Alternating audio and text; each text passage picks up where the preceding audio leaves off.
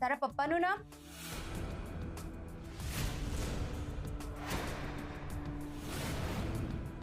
શું થયું? યાદ આવ્યું પપ્પાનું નામ? હા યાદ આવ્યું. મારું નામ લાલો છે અને મારા પપ્પાનું નામ બાપુ છે. હા, પણ બેટા બાપુ તો એમને પ્રેમથી કહેવાય ને.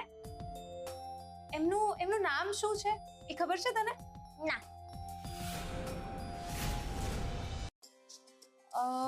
અચ્છા, તારા માવડી એમને શું કહીને બોલાવે છે એ તો ખબર હશે ને?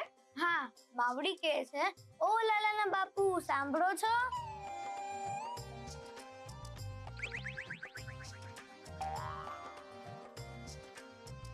હવે લાલાને એના બાપુનું નામ પૂછવું અઘરું છે. હવે કેવી રીતે આની બધી ખબર પડશે? હા એ જ. પણ હવે આપણે કરીશું શું? એક કામ થઈ શકે, હું આનો ફોટો પાડીને છે બધા પોલીસ સ્ટેશનમાં મોકલાવું છું. એટલે ક્યાંક જો આની કોઈ કમ્પ્લેન આવી હશે તો ખબર પડી જશે. હા, એ આઈડિયા સારો છે.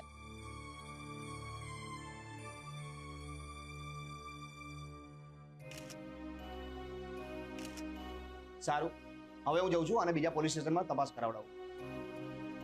પણ બેટા, સાંજે કૃષ્ણ પૂજા છે એટલે. હા મમ્મી, તમે ચિંતા ના કરશો, હું સમયસર આવી જઈશ.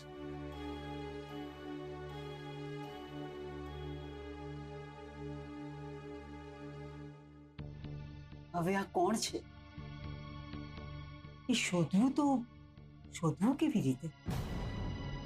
જ્યારે જે મળવાનું હોય છે ને ત્યારે મળી જ જાય છે.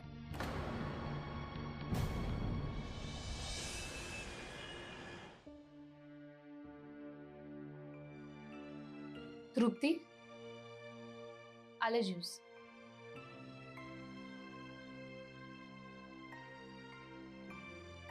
સિદ્ધાર્થભાઈએ મને કીધું કે તને ચક્કર આવતા હતા. શું થયું? ચક્કર કેવી રીતે આવ્યા તને? ખબર નહીં ભાભી, સવારથી વીકનેસ ફીલ થતી હતી અને ઉપવાસના કારણે ચક્કર પણ આવી ગયા અને વોમિટિંગ પણ થઈ. આ બધું વ્રત અને ઉપવાસના કારણે થાય છે, કારણ કે મેં ક્યારેય કર્યું નથી ને. ના ના, એવું ના હોય. વ્રત અને ઉપવાસના લીધે ક્યારેય કંઈ ના થાય. વ્રતમાં તો ભગવાન શક્તિ આપે અને એના લીધે વોમિટિંગ પણ ના થાય. પણ એક વાત કહું, તું કહે છે કે તું ઠીક છે, પણ મને તારી બહુ ચિંતા થાય છે. એક કામ કરીએ, આપણે અત્યારે જ હોસ્પિટલ જઈ આવીએ. ચાલ. અરે નાના ભાભી, એમાં હોસ્પિટલ જવાની શું જરૂર છે? અરે હવે તો સામાન્ય લાગતી બીમારી પણ ગંભીર હોઈ શકે છે. તું રાશિને જ જો ને, એને કેન્સર આવ્યા પછી હું કોઈ પણ બેદરકારી નહીં ચલાવી લઉં. તને ખબર છે ને કેટલી મુશ્કેલીઓ પછી એ બચી છે. તું ચાલ, હમણાં ને હમણાં હોસ્પિટલ ચાલ. મેં તમારા માટે કેટલી ખરાબ ભાવના રાખી.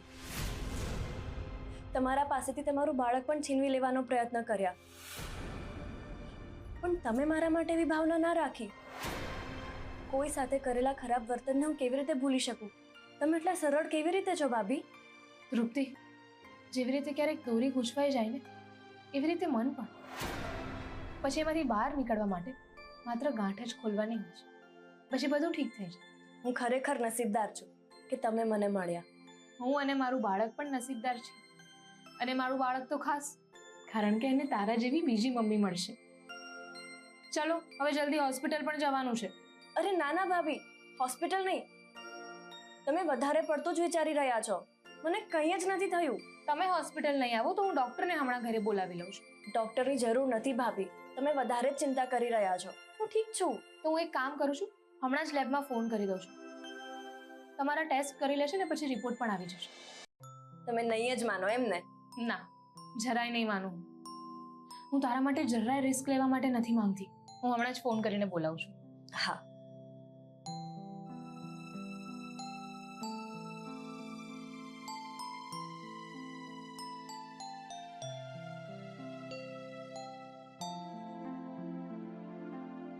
થોડી વારમાં આવી જશે. ઓકે.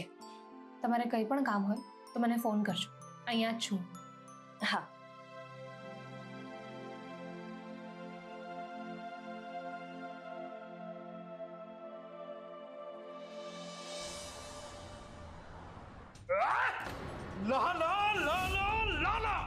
બોસ બોસ પ્લીઝ સાંભળો બોસ. અરે શું સંભાળું? આટલા વર્ષથી લાલાની મેં રાહ જોઈ છે કે એક દિવસ એની બધી પ્રોપર્ટી મને મળી જાય, પણ આજે છેલ્લા સમયે ભાગી ગયો. ને દોડાથી બાંધ્યો હતો પણ એ કઈ રીતે ભાગી ગયો એ જ નથી સમજાતું. ખબર નહીં આકાશમાં જઈને છુપાઈ ગયો છે કે પાતાળમાં, પણ જો સમયસર એ નહીં મળ્યો ને તો આટલા વર્ષોની મહેનત આપણી પાણીમાં જશે. લાલા લાલા લાલા, હા છે તું લાલા. આ શું કરો છો તમે? આ લાલાના કપડા છે. પણ મને એટલા નાના કપડાં થોડી થાય. આ લાલાના નહીં, આ લાલાના કપડા છે. મારી માવડી કહે છે કે ભગવાન તો બહુ મોટા છે, એને આટલા નાના કપડાં ના થાય. પણ ભગવાન છે ને વિશાળ રૂપ પણ ધારણ કરી શકે છે અને સૂક્ષ્મ રૂપ પણ ધારણ કરી શકે છે. એમના પ્રત્યેની આપણી શ્રદ્ધા સાચી હોવી જોઈએ. તમારી શ્રદ્ધા સાચી છે એટલે તો તમારા ઘરે લાલો આવ્યો છે. એટલે તું તારી જાતને ભગવાન માને છે? કેમ બાળક ભગવાનનું રૂપ ના હોય? હા, સાચી વાત છે.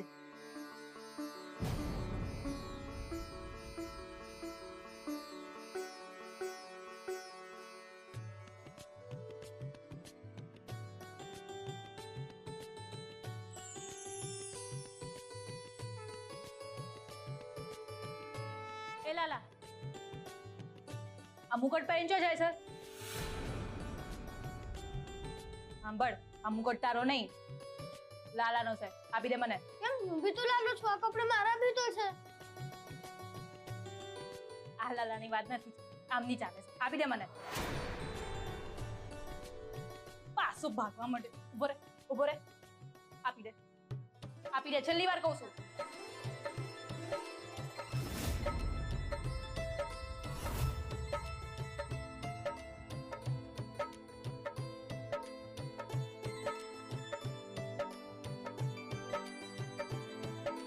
આનામાં કેટલી શક્તિ છે બા?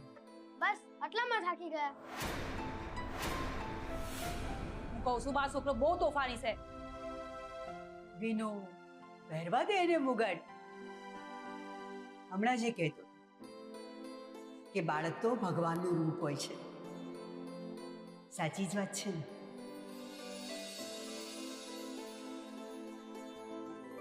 આપણે એમ સમજી લઈશું કે આ લાલાએ નહીં, આ લાલાએ મુકટ પહેર્યો છે.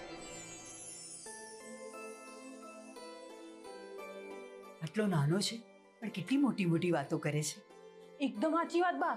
કાલે પેલા રાસીબુન હારે ચેવડી મોટી મોટી વાતો કરતો હતો, એમના માં વિશે જ્ઞાન આપતો હતો. આ જવારમાં ઉઠીને તમે હું જોયું ખબર છે તમને? કે આપણા પેલા બગીચામાં ને માટીમાં રમતો હતો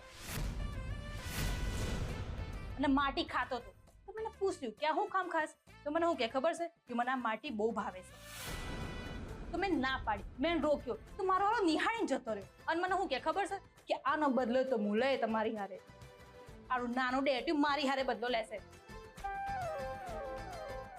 બેટા, બાળકો તો હવે તોફાન કરે જ, અને એમના તોફાનોના જવાબ આપવા બહુ મુશ્કેલ હોય છે. હા હા બેટા, તે પ્રસાદ બનાવ્યો? હું તો ભૂલી જ ગઈ. હારું હેડ, હું પ્રસાદ બનાવવા જાઉં છું અને મારા રાતે શું પહેરવાનું છે એ પણ નક્કી કરવાનું છે. તો હું જાઉં. અરે હા, મારે પણ બધી તૈયારીઓ કરવાની બાકી છે. હું પણ જાઉં છું.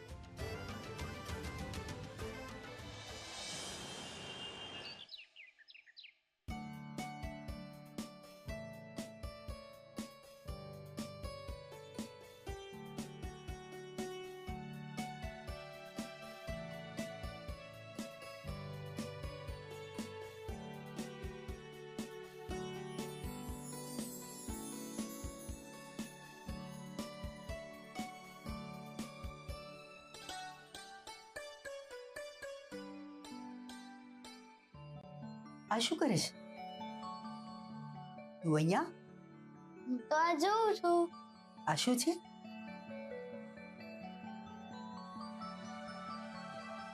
આ કોણ છે? આ મારો દીકરો છે. એને હું ખૂબ પ્રેમ કરું છું. બધી જ માં એમના બાળકને પ્રેમ કરે જ છે ને, એમાં શું નવું છે? તારી વાત સાચી છે બેટા, બધી માના નસીબમાં બાળકનો પ્રેમ હોય છે જ, પણ મારા નસીબમાં નથી. તમે કેમ આવું બોલો છો? હું આવું એટલા માટે બોલું છું કે હું વર્ષો સુધી મારા દીકરાથી બહુ દૂર રહી હતી. મારા બાળકને પ્રેમ અને સાથ જોઈતો હતો. એ સમયે મારા બાળકે એકલાએ સંઘર્ષ કર્યો.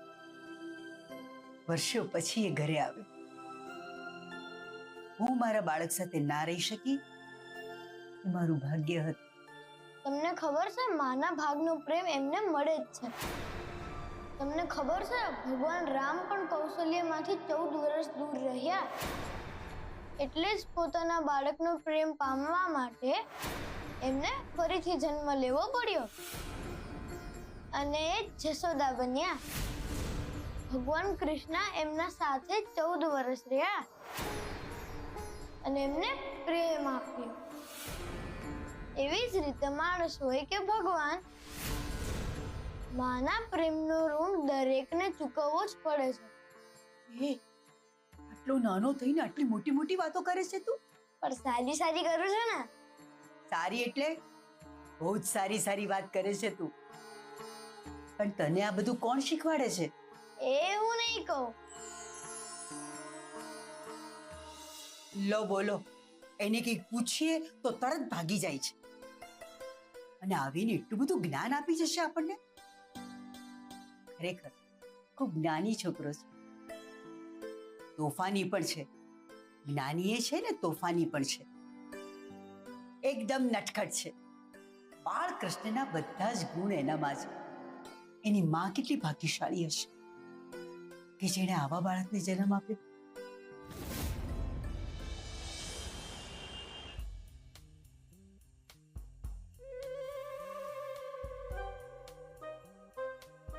હું રાતે આ કપડાં પહેરું કે ભાઈ આ પહેરું?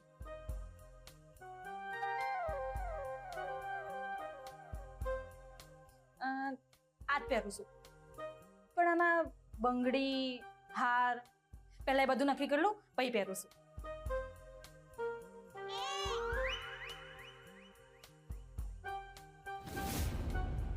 મને માટી ખાવા નથી આપી ને, હવે અમને હેરાન કરીશ.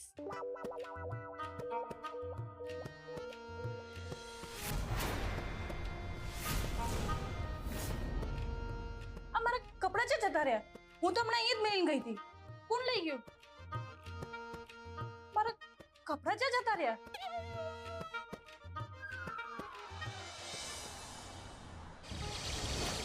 લે આ ફોટો દરેક જગ્યાએ પહોંચાડી દે. આપણા દરેક માણસ પાસે આ ફોટો હોવો જોઈએ. માત્ર ગણતરીના કલાકો છે આપણી પાસે. Okay boss.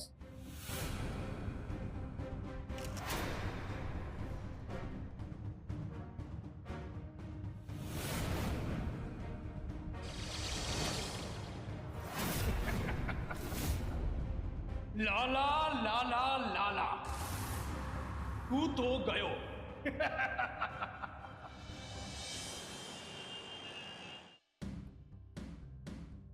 શું એક પણ કમ્પ્લેન ફાઇલમાં બાળકનો ફોટો મેચ નથી થતો? તમે બધું બરાબર ચેક કર્યું કે નહીં? હા સર, કંઈ જ પ્રૂફ નથી મળ્યું, પણ ઠીક છે, હું કંઈક કરું છું.